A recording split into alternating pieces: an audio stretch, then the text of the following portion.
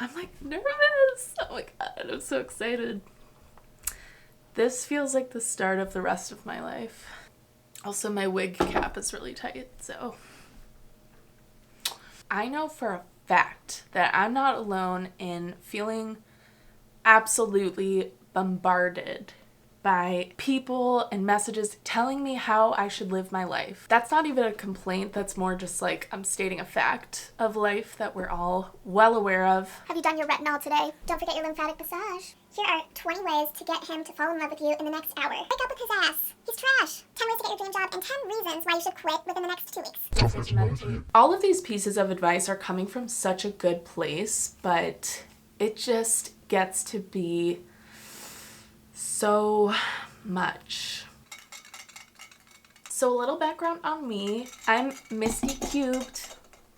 I grew up in the church. I wasn't like in a super evangelical situation at all, but I really took a lot of the messages to heart. They meant a lot to me, and they just really resonated with me throughout the first 21 years of my life. And even though I had my doubts, I was very okay with the fact that the Bible says you should have doubts. Then I reached a point in my early 20s where I just couldn't justify it anymore. And by it, I mean the existence of what we have come to know is the Christian God, or, you know, the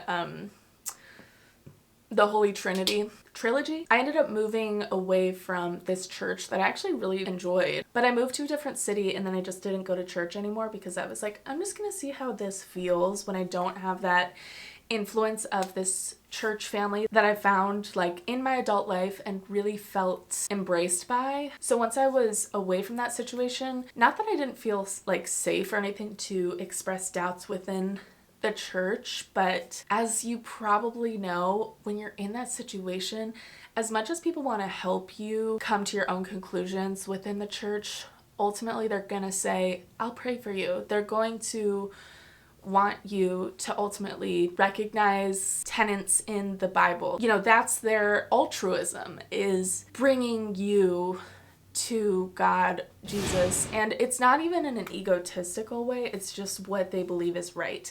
How do I know that? Because I was in that exact situation. So I bring that up because lately I've been reflecting on that transition of leaving the church so much, because I've been at a number of crossroads where I've, you know, throughout life, but also recently it's shown up as a theme, where I don't feel like I trust myself. I don't feel like the words that I'm saying are my own, almost, you know?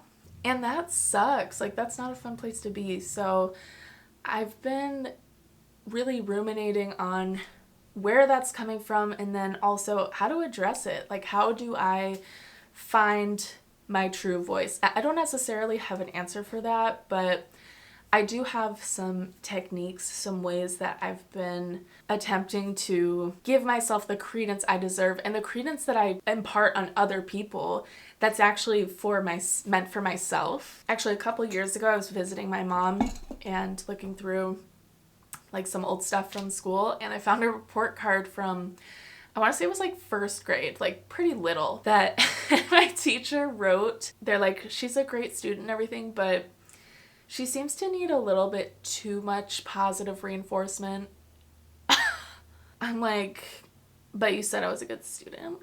Yeah, so that tracks, because I'm definitely a words of affirmation person. Like, whether or not you subscribe to the love languages, yeah, I definitely love words of affirmation. Love it. So leave me a comment, only if it's nice, or you'll get blocked. No, I'm just kidding. Leave whatever you want. So recently, some of the ways that I've come back to myself is by very simply like thinking of the things that really bring me joy that I have felt like I'm neglecting for whatever reason, even if it's my own fault, which, you know, if I'm being honest, I need to take responsibility for all of it if something fell off my plate. Or my favorite scapegoat of all, capitalism. A righteous scapegoat though, right? Like, it deserves it. So recently I got a library card, which had been on my list forever, and I picked up 3 books, which is a lot to get at one time.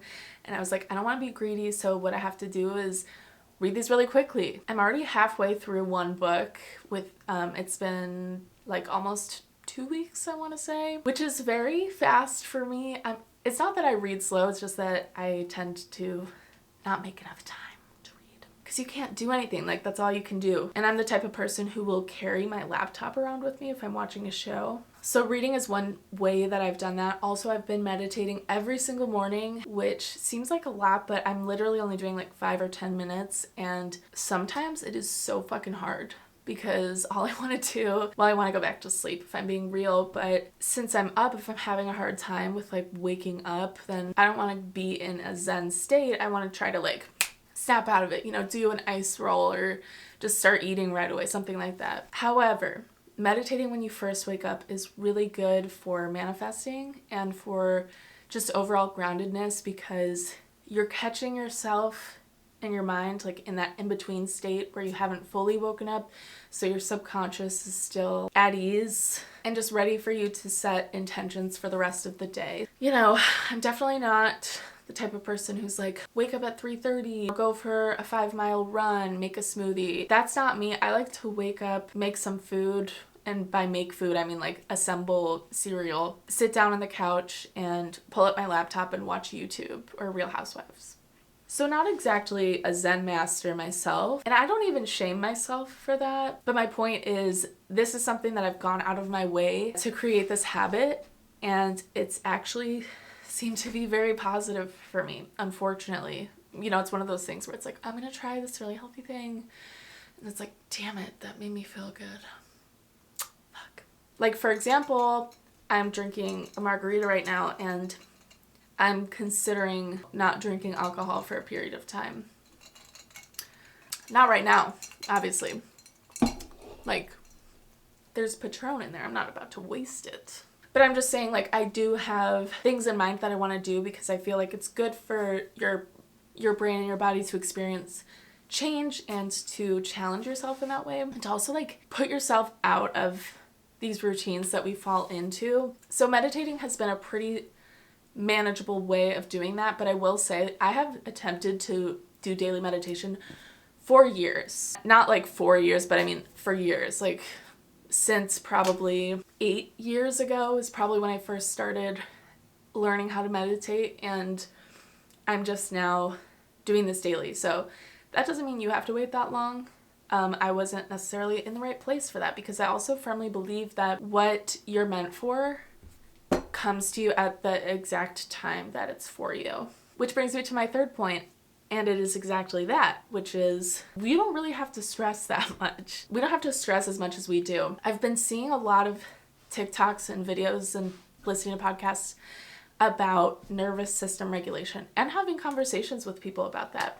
Our nervous systems are designed to keep us safe, especially looking back at our ancestors and having to survive in very extreme situations. We're not in that situation anymore, but your body doesn't necessarily register that. Your body is going to interpret a very minor risk as something very serious. And I heard this explained on Beck Antonucci's podcast. She's an Australian life coach that I worked with, embodiment confidence coach. And this nervous system reaction was described as, back in the day, your literal survival depended on you fitting into a group, fitting into a situation, being accepted by your village, by that small society. In some instances, that could be life-threatening if you're not accepted into your situation back in the day. So now we feel that vulnerability is very risky because we feel that it could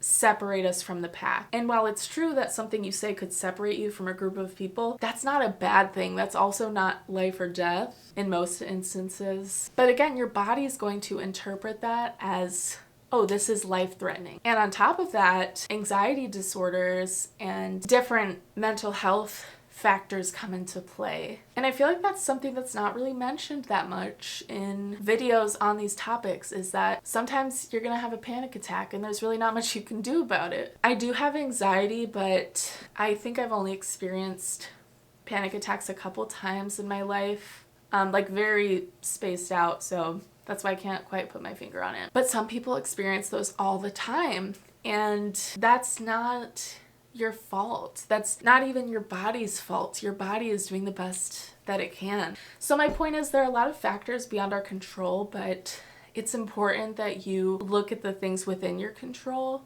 and start there. I just think baby steps in these situations are really important.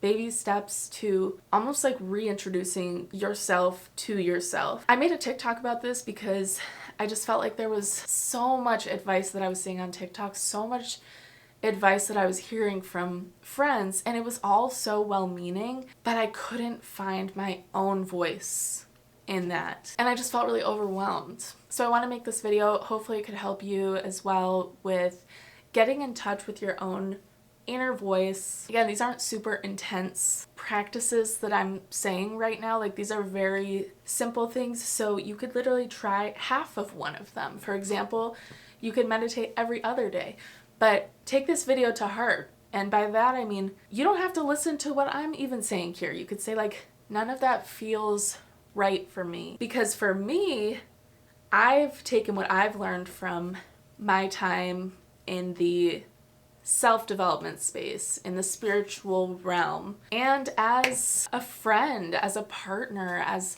a daughter, as a person in this world.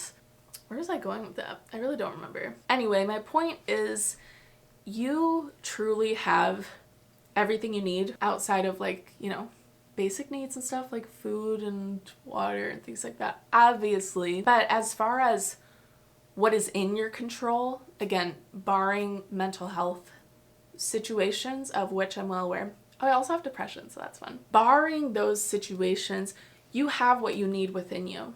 When you feel like something is missing, when you feel like you can't get back to yourself, she's there. You're already there.